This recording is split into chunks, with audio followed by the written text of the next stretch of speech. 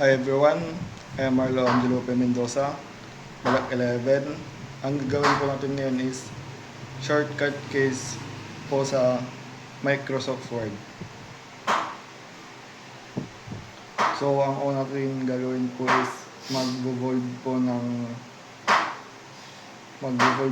title. So ang pag-bold po ng title is i-copy po natin to, then Control V. Ayan po. So, na-bold na po ito.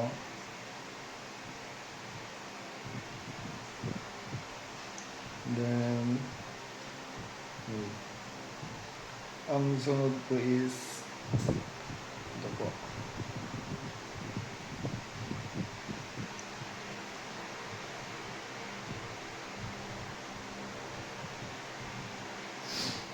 Wait lang po.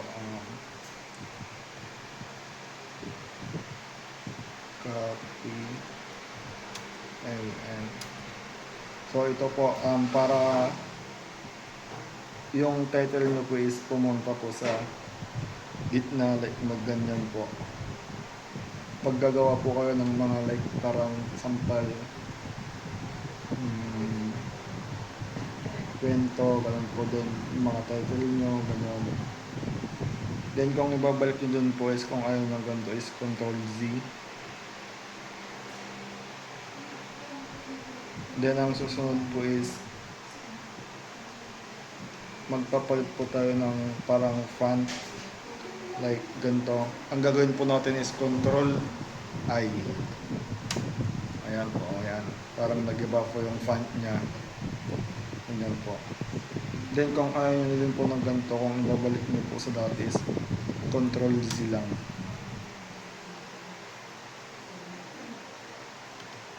Then ang susunod po is parang kunwari pag nagre-review kayo gano'n dito sa Microsoft, like kung may module kayo gano'n, ang gagawin lang po natin is kung mag-underline po kayo, kunwari keywords gano'n, ganito po, pinuto nyo po yan, then Control U, ayan po, ayan, somewhere dito po,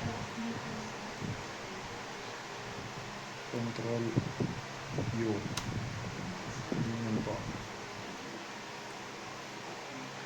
Then kung ibabalik nyo po list is Control Z, Control Z, ayan. And ang copy paste select all po, ang copy paste select all po is Control A. Kunwari kung ano po, kung like ikakopy nyo po sa ibang page ganun, or new document, Control A lang po. Ayan po.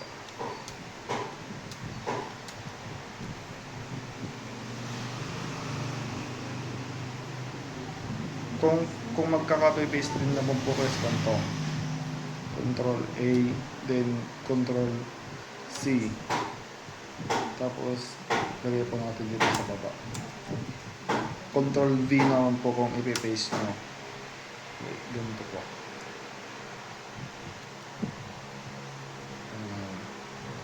Then kung i-control, then kung tatanggalin nyo din naman yan is Control A,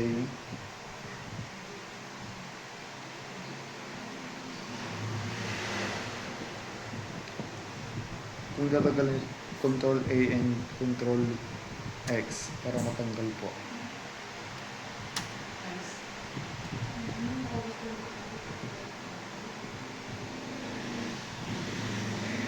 Then para paayos po yung paragraph natin is ang gagawin po natin is Control A, then Control G. J po, J. Tignan nyo, naayos na po. Parang magiging ganyan po siya. Then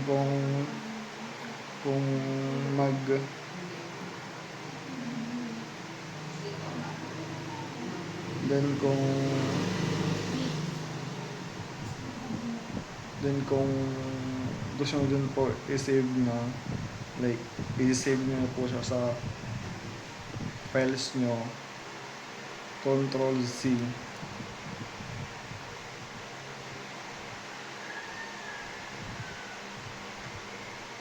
then save. Reviewer, ano natin, reviewer 2,